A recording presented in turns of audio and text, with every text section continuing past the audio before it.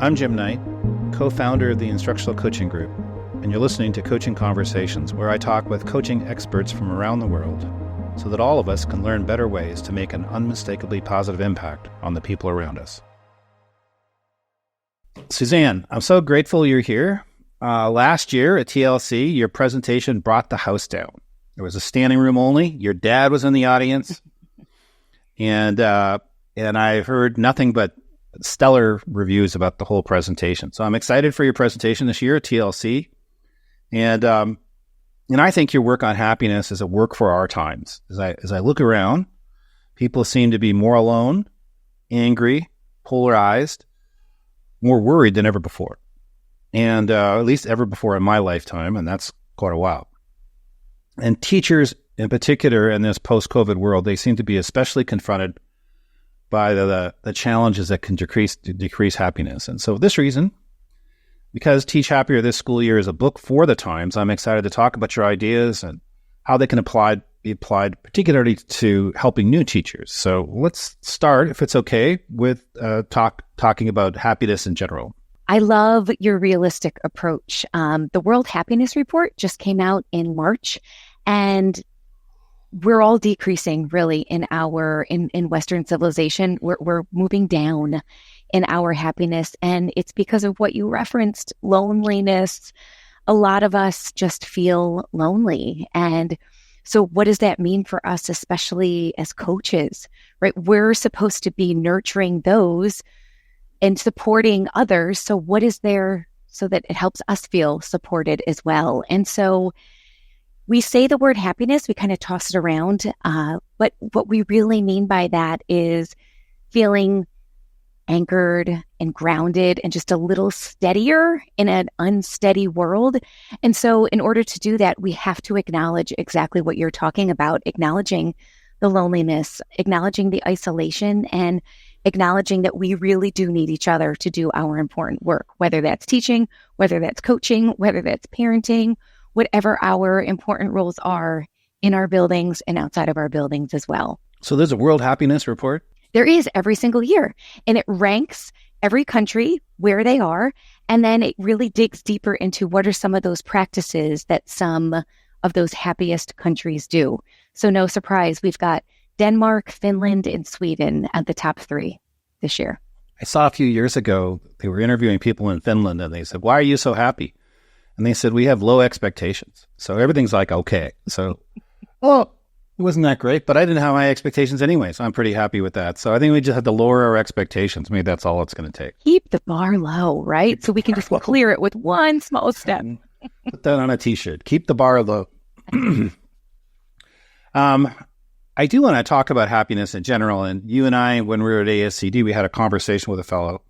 Mm-hmm. And he said to you, after you said, "I study happiness," he said, "Well, I don't believe in happiness." You did? So I wonder what you think. Is life all about happiness? Is there more than that? Oh, there's so much more than that. So this is an and situation, right? It's not a matter of, do I want to go through my day feeling happy? Or do I want to go through my day feeling crappy? Like, that's not it. This is an and situation. We are going to more than likely have a little bit of both in every single day. And so depending on the season that we're in, professionally or personally, we have to discern our next right thing and be a part of our own rescue so that we can feel, again, not happy, not tra-la-la, good vibes only, steady, grounded, anchored, aligned, balanced, as much as we realistically can. Some days it's easier than others, but every day it's work to move through our days in a pretty healthy headspace and heart space. Doesn't come as naturally to most of us. I really love this singer, Nancy Griffith. I was thinking about this today. You just made me think about this. When she has a song called "The Radio" or something about the radio, and she said, Okay. if you can't find a friend, find a radio. And then it's all about where would I be without the songs I wrote. And this person she's leaving Mississippi in the morning time, and she said her husband's sitting on the sofa looking for his supper, wondering what's become of me. But she adds this mixture of happiness and sadness in this song, sort of resilience and perseverance. And she gets joy out of the music at the same time as she's feeling sad. And as I was thinking about this weekend, I thought, This is probably going way off tack already, but I was just thinking, that is the experience. Margaret Wheatley, in the new book she wrote, she said, it makes sense people would be sad. Sad is kind of a natural thing, but you don't want to have more sad. And maybe to some extent, sadness and happiness are both sides of the same coin or something like that. I don't know if that makes sense, but that's what I've been thinking about. It's a fully lived life. We're going to experience all of it. And one of my most recent podcast episodes, I have a podcast called Teach Happier. We're kind of going against some of those platitudes that we hear. And the last one we just kind of hit on the head was, everything happens for a reason. And we ended it early, and everything happens, period, hard stop. And it's not because we're doing anything wrong. It's actually because we're doing it right, and we're leaning into our people and our work and causes we care deeply about.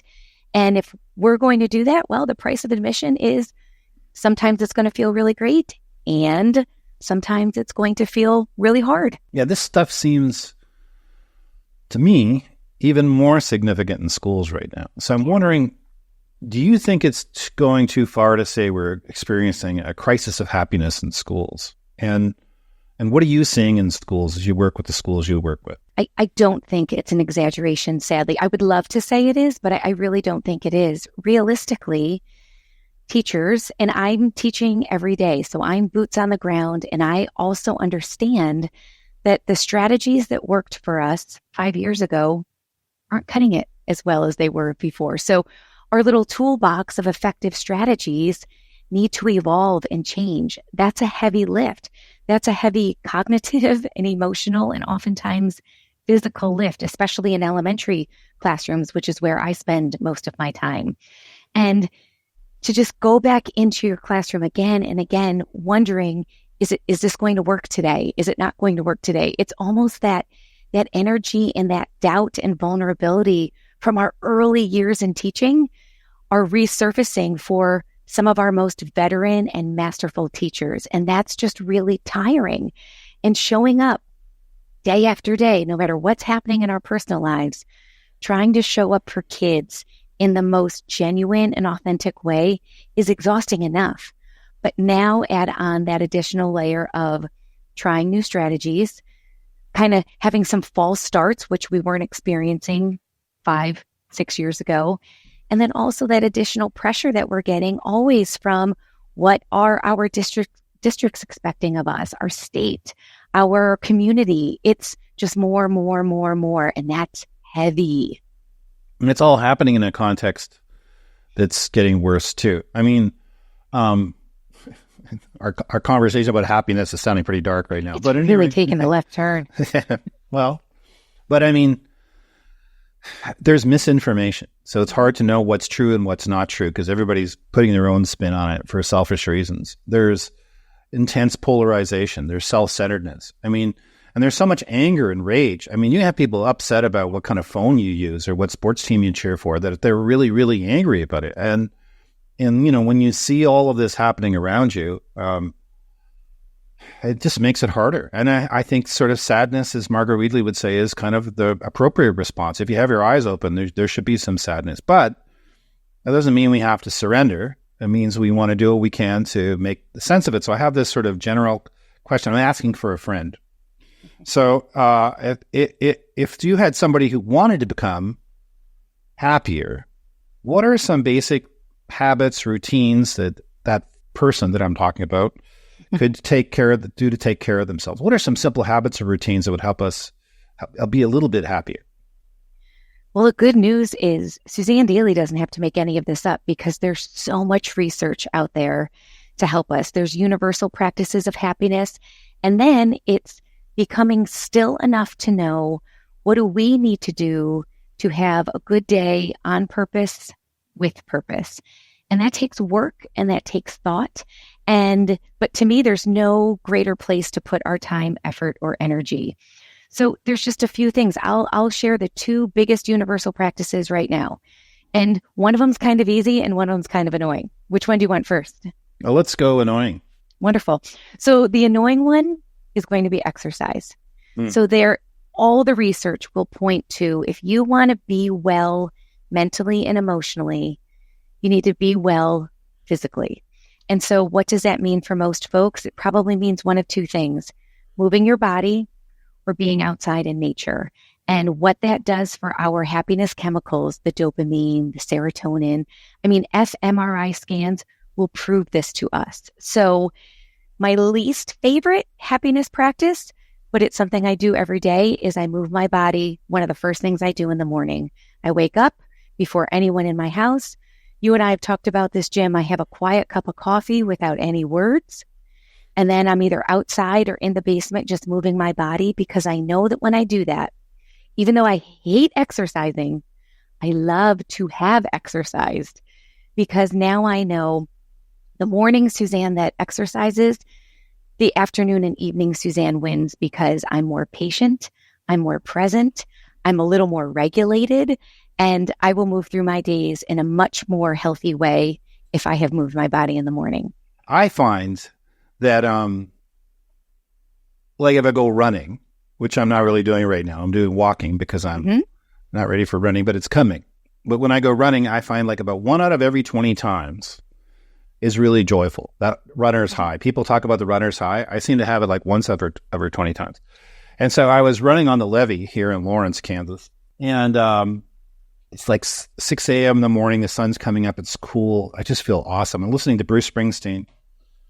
And he's got this song, The Promised Land. And the chorus is, honey, I'm not a child, I'm a man, and I believe in the promised land. And I just belted out singing at the line. I can't sing at all, but at the top. And then this person runs right past me just as I belted out. So that was my experience with trying to. Then I wasn't happy anymore when she kind of smiled. Okay, so that's. But Jim, we're not always looking for a happiness high, right? Like we said earlier, the bar is low. We're just looking to move the needle this much. The dial is a 2-degree shift. That's all we're looking for. If we can feel just a little bit better, that's a win. Clear that low bar. Lower the bar. That's it. Okay, so the second thing. What's the second thing? Is gratitude. We have hundreds of thousands of data points that point to our most joyful people and our most resilient people will all practice gratitude. It's all the data points that way. So I think it's not annoying. It is annoying as exercise, because exercise, that's like a 20 to 30 minute something. Gratitude is a 10-second something. So I start my day with exercise. I end my day with gratitude. Here's how that works. It's all letter R's. I move through my day and I try and recognize the good things that happen. So my head is always on a swivel, trying to find not what's going wrong, what's going right. So I recognize it in the moment. And when I do that, Jim, I kind of savor it. Sometimes I'll even say to the person, you know what? This is going in my gratitude book tonight. I recognize it when it happens. I recall it at the end of the day, and I record it somewhere.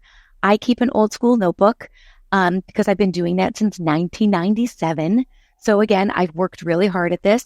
But a lot of folks I know use an app. One of the most popular ones is called Happy Feed. And here's what I love. I've heard from people who they're in a line or they're just killing time waiting for their kid coming out of practice. And instead of just mindlessly scrolling social media, they scroll with their past gratitudes. So they see pictures or phrases of things that they remember went right in their life. And so what that does is literally carve new neural pathways in our brains. And it's starting to create that pattern of, ooh, good things have happened in the past. Good things are happening right now in the present. And so what does that automatically help us lean towards? Anticipating good things to happen in the future. And that's not like a toxic positivity, no bad things are happening. It just helps us train and pay attention and lean into the things that are going right. That's how I want to spend my day. What's the first R? Recognize. You recognize. Okay, recognize. What's the second one? Recall. Recall and record. Okay. Very cool. And here's what. It's real easy to do on really great days, but it's really difficult to write in your gratitude journal or find something to be grateful for on some of the hardest days. But that's the work. And that's when it causes permanent positive change. I think, Jim, some of the saddest days of my life, somebody I love passed away. Maybe my child went through something really heartbreakingly hard. I still wrote in that journal. I think it was you that taught me this. Someone taught me that what we pay attention to is who we are. And so if we pay attention to things to be grateful for, we see the positive things, we're going to have a more positive experience. Doesn't mean that to me, toxic positivity is not seeing the real person, not really acknowledging where they are. This isn't about that. This is about just being intentional about what you pay attention to. Yeah, anything is minimized or maximized depending on how much attention we give it. So why wouldn't we try to give attention to things that are going right? Because then that's what we'll focus on. So if we're educators, we're resources for other people. If we're teachers, we're working with children. If we're coaches, we're working with teachers, possibly children. If we're administrators, we're working with everybody. How does paying attention to the things we're grateful for, how does focus on health and happiness help us be better resources for other people? It's a bit of a leading question, but I'd like to hear your answer. Sure. So especially in education, whether we're teachers, coaches, administrators, that's a very outward giving profession, right? We're constantly giving, providing, nurturing. Well, we really can only do that when we're coming from a steady, grounded place. We've all come to work when we feel like a cat with a ball of string and we are not well. We're not our best teachers, coaches, administrators.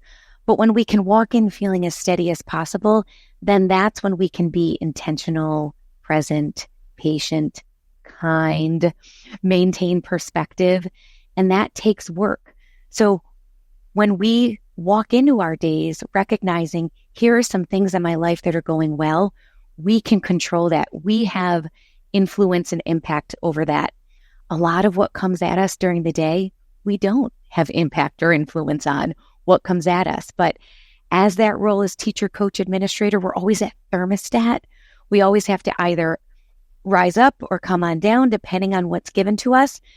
That takes an extreme amount of work and output. And so if we can come at that as steady as possible, that will allow us to have the capacity to serve the people in front of us and how they need to be served. It really makes a lot of sense that if we're more intentional about how we direct our attention and we do other things that help us feel healthier, we're going to be more able to carry the burdens of other people or at least share in what they're dealing with in a way that's not a burden on them. If I'm just feeling really burnt out, it's harder for me to be the best kind of support I can be. And I wanted to ask specifically about coaches, because a lot of people who listen to this are coaches. Yeah. What are the real challenges coaches are facing with respect to being happy? And what are some tips you've got about what coaches can do to persevere and to continue to be of service to others? And I just want to say, I think that's extremely important that they're of service to others, because when a coach works with a teacher, it's not just this year's students, it's every student that teacher ever teaches. And so if a coach is struggling to persevere, hundreds, maybe thousands of students aren't getting the benefit. So what are the challenges coaches face and what can they do about them? Well, it depends how many teachers you get to work with. Just a couple of days ago, there's a small group of us in our school district who our jobs are somewhat of a role of an instructional coach in different capacities. And we had a really great conversation of our glows and grows. And almost all of us, our grows, where we wanted to get better at was not only initiating the relationship, but sustaining that relationship with others. And so we started talking, Jim, about how do you not only establish, but then continue to strengthen a relationship, a collegial relationship over years and years so that you can be a resource, a trusted resource for colleagues. And so we just started talking about really easy things that we can do to help us manage that. For example, on your phone, I have the reminder app. Anytime I go through a school, I get to coach in 15 elementary schools. If I pass somebody and I hear somebody say something great to one of their students, I'll jot it down in my reminders app, and then I'll follow that up with an email. Or if I know that a colleague of mine, something big is coming up in their personal life, maybe it's a really, really great thing, or maybe it's a really, really scary thing, I'll actually put it on my calendar so that I remember to reach out to them or just check back in with them after the thing has happened. And what we've learned as we started to unpack that as a little group of instructional coaches, that's when the relationships become so genuine and valued and more that mutually beneficial relationship. And when that happens, then we as coaches can become such a more natural and integrated part of our colleagues' classrooms, which is when all the magic and important work can occur. That can't happen, though, unless that relationship is established and sustained. Mm-hmm. But that takes work, right? Yes, it takes work. I love the idea of using your phone that way, too. That's really, really cool. Now, your book came out a year ago. It's a bestseller. It's up there with Stephen King and other kinds of books in terms of popularity. Ours low, don't forget. That's right. So I'm sure you're hearing from people that have read your book. What are a couple stories you've heard from people about their experience of your book, reading your book? And let me just say, I love the book. I love the stories at the beginning, and it's organized around 40 different sections. And so you can, I'm not proposing you do this, but you could flip through the book pretty quickly and get a really good sense of what it's about, and then come back and go deeper after you go through. But within about an hour of just skimming, you could have a real good sense of what's there, and then you could come back and dive in. But anyway, what are you hearing from people who've read the book? Well, what I love when people say to me, it's realistic, right? Because some of the stories that you just referenced are, I talk about that these last few years of my life have been the hardest. And so I got to share through the book some of the strategies that helped me move through a really challenging season, both personally and professionally. And I love that you say that you can kind of zoom through it. That's very intentional. It's 40 weeks to mimic a typical school year, but each section, each little chapter, if you will, is maybe 3 to 4 pages, sometimes even as short as 2, because as educators, as busy educators, we just don't have the capacity to sit down and read a heavy book. And so what the design is, you get those Sunday scaries, you open that book, you read a 2 to 3 page passage, and then be intentional to set a goal for yourself for that upcoming week. So what I love, Jim, is when I hear from folks saying, hey, I tried the even if strategy, and has that made a difference to me as a teacher and to my students? And I actually shared it with my family at home around the dinner table. We're using it at home. And so a quick 30-second summary of the even if strategy is you take your what ifs, what if my headphones run out of battery, which I just heard they said low battery, while I am interviewing with Jim Knight. And you evolve to even if. Okay, even if the battery goes low, I'm sure Jim and I can figure it out. He'll let me charge, or we'll do it without the fancy microphone. And what that does, that little language shift, is allows us to understand what is our next right thing if that thing happens. It doesn't get us stuck in that what if. It helps us have some agency in our life, which positive psychologists tell us we have a whole lot more agency than many of us maybe realistically or naturally believe. Yeah, worry didn't really. It is powering. Worry really doesn't affect the outcome very much. So, that I can see that, but I hadn't thought of it quite that way. But how people would sort of hold on to these strategies and then use them all the time, and going through it week by week in a school year. Not that you have to wait till next year to start, but you could use it however you want it as you work your way through. Now, you mentioned that the last few years have been difficult, and you've gone through some difficult things that you talk about pretty transparently in the book, and that's pretty compelling. If I'm a coach and I'm working with someone who's going through difficult times, what should I do and what shouldn't I do? So when people are in pain, how can I be the biggest help, and is there anything I shouldn't do? Thanks for asking this question. On behalf of everybody who's going through a really hard time, I think we're all kind of leaning in right now of hearing this. I would love to say to just hold space for somebody. We're not looking for all the answers. Oh, have you thought about this? Can you try that? Oftentimes that's not what we're looking for. We just need someone to sit with us and say the words, this must be hard. This must be sad, right? To just acknowledge the real hard feeling in the room, not come in and fix it, not come in and say, oh, you know what? My aunt would just went through something really similar. No, right now, I don't care about your aunt. Hold space for me. And so oftentimes as coaches, what that might mean is the coaching has to go to the side. The goal, the work towards the goals has to kind of go to the side. And we just have to see the person behind the title of third grade teacher, 12th grade teacher, a fellow instructional coach. And we just have to be with that person. I think that would be what I would say to do. And what I would say to not do is say this one phrase. Oh, I just can't imagine. Because what that does without the intention is, I don't know what the intention is, but what the perception could be to the person who's hurting is, you can't empathize with me. You can't put yourself in my shoes to understand the level of heartbreak that I am in. I can't imagine my child going through something like that. I can't imagine losing my mom. Well, that is actually that's my reality. I can't not imagine that. So what that I have found does, and I'm very mindful now when I'm sitting with people and holding space for them, to not say I can't imagine what they're going through, because they don't have a choice but to live through that. That's their lived experience. So hold space, but also not discount the pain that person's going through.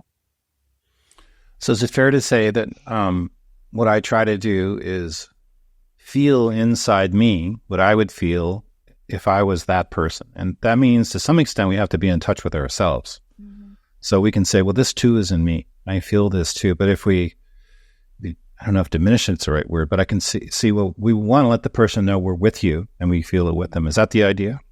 It is, because it's oftentimes, let's say, Jim, you're going through something really difficult and I'm trying to hold space for you. It could be quite uncomfortable for me to be sitting with your unease and your sadness. It's not about me. It's not about my discomfort. And so as the listener, as the holder of discomfort, any way that we can depersonalize it, it's going to feel awkward. It's not going to feel right. We might see somebody in the grocery store who just lost somebody and we don't know what to say. It's not about our discomfort. You go right up to that shopping cart and you just hug that person and say, I am here for you. I am sorry for what you're going through. I recognize that this must be really hard or really sad. That's how we help people feel seen and heard and valued in their most vulnerable times. It's not about us. That's so interesting. I interviewed someone for the Definitive Guide, and she talked about working with first and second year teachers. And she said she would go in expecting to talk about the data that she gathered or how the progress was going with the strategies.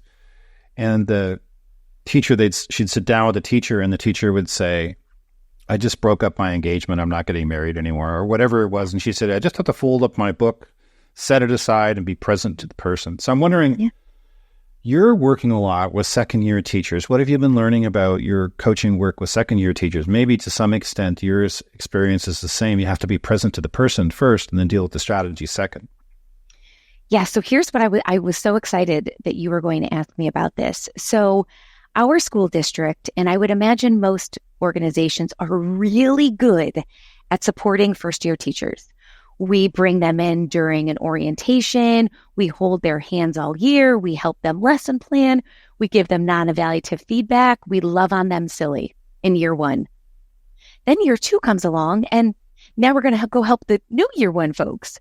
And what we have found over the years is that a lot of our colleagues say, my hardest year teaching was year two, because it felt like all the support systems just kind of went away. And they weren't wrong, Jim.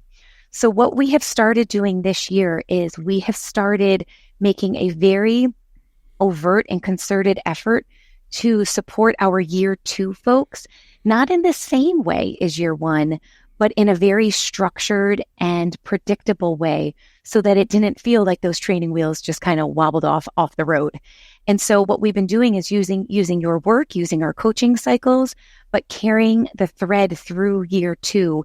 And it has just helped us so much do exactly what we talked about before in our conversation.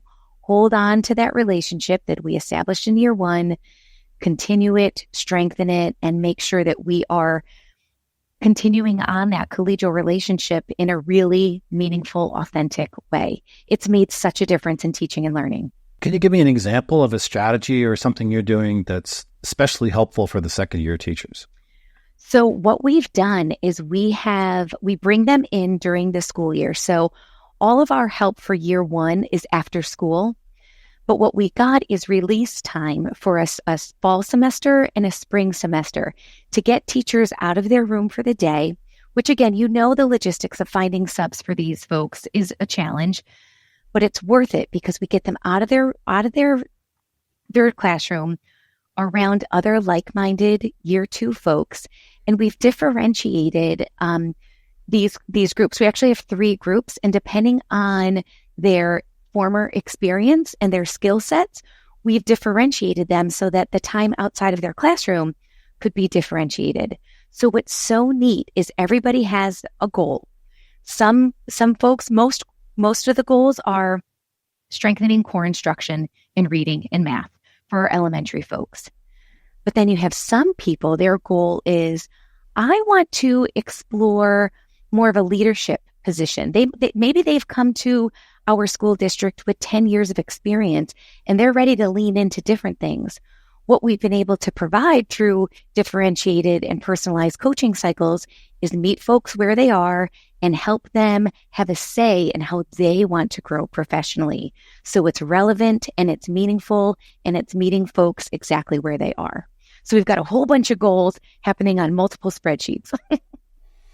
And again, this is for the times because we're losing so many teachers. And you're probably onto something. I wonder if year 2 is the number one time people quit.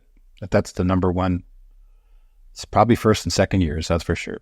Well, you know what? Our mentor program is really robust in year 1, and then it falls off year 2. And the more research I'm looking into, without that mentor, that's when folks leave the profession. It's some wild percent. And I'm not going to share because I'm afraid I will get it wrong, but it's north of 70%. If someone doesn't have a mentor, a steady, predictable person, it's over 70% of people will leave in their first 5 years of teaching. We can't afford that, Jim. We need good people in classrooms. That's definitely for sure. So I asked this question last year, so you can just give the same response if you want. But the question is, can you suggest 1, 2, or 3 strategies, questions, things we can do to be more effective as coaches? Maybe to be coaches who are compassionate towards others, anything that comes to mind. A couple things you've learned that help you be really effective that other people could use too. Is it terrible if I take it from something I learned at the Teaching and Learning Conference last year? No, I think that's great. Go for it. So the other day, I had mentioned a group of instructional coaches got together, and those of us who were fortunate enough to go to your conference in October shared a big takeaway. And wouldn't you know that all 6 of us, was it 6 or 7 of us, basically said the same exact thing. And it was because it was touched upon not only in your keynote, Jim, but then in many of the breakout sessions in their own iteration. And that was this. As instructional coaches, we want to be the helper, the fixer, right? But what we were really invited to consider at your conference was to not be an advice monster. And so that has helped all of us here in Central Bucks so much, because I forget which breakout session it was. It could have been Christian who said, your ideal pie chart is an 80-20. You want to be listening 80% of the time and advice giving 20% of the time. And if you're really mindful of that, and if you almost picture the conversation in this pie chart forming as you're speaking, that's what's going to make sure that your time, energy, and attention are on the right things for the person you are coaching. So it's not a Suzanne idea. It's a Jim Knight instructional coaching idea that 80-20 is a game changer. Well, Michael Bungay Stanier's question. It's his idea from the book, from the Advice Trap. But I would say even I'd go a little further and say it's 80% them talking, 20% me talking. But I don't necessarily give advice. I more ask questions. And Yeah. The way I would approach it is I always position the other person as the decision maker because they are. Yes. Just because I tell them doesn't mean they're going to do it. So I just, position isn't even the right way. I just see them as the decision maker. And so, once you recognize that, to me, coaching is kind of trying to get into the decision making with the person and think it through with them. I tell them what to do. There's a really good chance they're just going to nod their head yes and go do their own thing. So I'd rather have them safe in order to do it. And I think all the things you talk about would help me make it a more safe situation. So and that whole looping strategy, right? Yeah. Do I have that right? Like, so good. Yeah, I love it. Just helps people feel heard. I know. Amanda Ripley was great. And so TLC this year is going to be awesome too. New Orleans. So what do you know what you're going to be presenting this year? We're excited to see another standing room only. Well, let's hope so. Is your dad coming to the Big Easy for this one too? Bless his little heart. He says he wants to come again. Oh, good. So cute. I know. So last year, it was called Coach Happier. And this year it's going to be called Strategies. What is it? Strategies to support joyful leadership. So what's really been neat is that I've gotten to work in a lot of school districts and organizations, but also some organizations outside of the education world. And so I've been picking up on some of their leadership moves that absolutely matter and make a measurable difference to us in education. So I'm going to share some of those. Hopefully not up against your session again this year. If you know someone doing the scheduling. I don't know that I have any break. Oh no, we're following up on that session. So last year you were up against the one where Jim gets coached. Christian was coaching me, but still a standing room only group for you. Yes, they still showed up. So this year we're going to follow up and see where we are. So there is that one breakout happening for sure. The cool thing about TLC is just the community of people. I guess to learn from people and meet so many great people. I'm so glad you're coming. Is there anything else you want to say before we kind of wrap up? I'm just so grateful to be there. And if anyone who's listening is thinking about the conference, it is the most professional, well-done conference I've ever attended, which, Jim, I was telling you that at another conference, which may not have been the right thing to do, but and it's just such a powerful opportunity to be around other instructional coaches. I think at most other conferences, you're kind of looking for, wait, you're a coach too? And you become good friends with that person and strategize with your sessions. But the fact that all the sessions are specifically designed for us really transfers into positive change when you leave that conference and come back to work. Well, it's a community. People build community, and you're one of the reasons it's become such a great community because you bring such positive energy to the whole thing. So I'm grateful for your ideas, your book, presentation. Thank you so much, Suzanne. Thank you, Jim. See you soon.